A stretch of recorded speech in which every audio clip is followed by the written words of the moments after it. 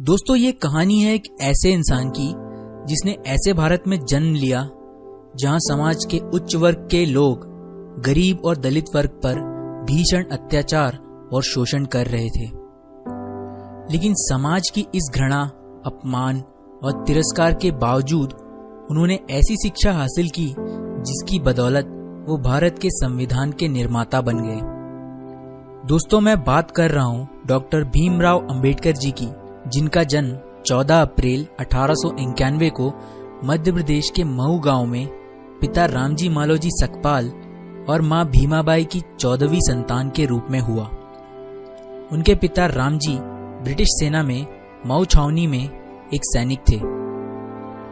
परिवार महार जाति से था, जिसे लोग बेहद ही निचले तबके का मानते थे। उनका परिवार मराठी था, जो महाराष्ट्र के रत्नागिरी जिले में अंबावड़ी गांव से था। सेना में काम करते हुए डॉक्टर अंबेडकर के पिता सूबेदार बन गए और वो हमेशा से अपने बच्चों की शिक्षा पर जोर देते थे। कुछ दिन बाद उनके पिता सेना से रिटायर हो गए और वो परिवार को लेकर सतारा चले गए, जहां कुछ दिन बाद अंबेडकर की माता भीमाबाई का बीमारी के चलते देहांत हो गया। अब अंबेडकर समेत 14 भाई बहनों की देखभाल उनकी चाची ने कठिन परिस्थिति में रहते हुए की। छुआछूत, घृणा और अपनी हीन मानसिकता की वजह से डॉक्टर्स भी अछूतों को बिना छुए ही उनका इलाज करते थे, जिसके कारण अंबेडकर के 14 भाई बहनों में से केवल 3 भाई और 2 बहनें ही बच पाईं। बाकी सभी 8 भाई बहन शोषण के कारण मारे।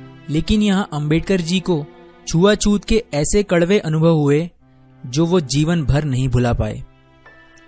अंबेडकर जी स्कूल तो जाते थे, लेकिन दलित बच्चों को क्लास के बाहर बैठाया जाता था और टीचर्स उन पर कोई ध्यान नहीं देते थे। यहाँ तक कि अंबेडकर जी को कोई छूता तक नहीं था।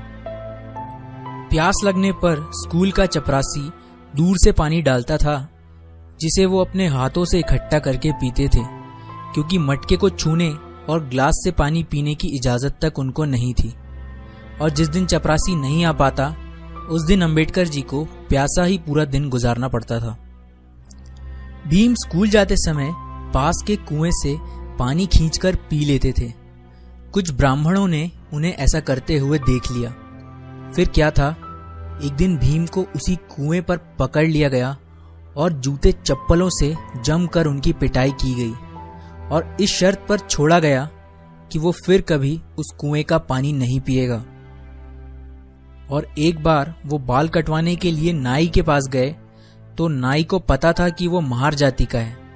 वो उसे नफरत भरी आवाज में बोला, अरे अछूत, मैं तेरे बाल कैसे काट सकता हूँ, भाग जा यहाँ से और फिर कभी मत आना। इन घटनाओं से भीम के स्वाभिमान को बहुत गहरी ठेस पहुंची। उनकी आंखें आंसुओं से भर गई।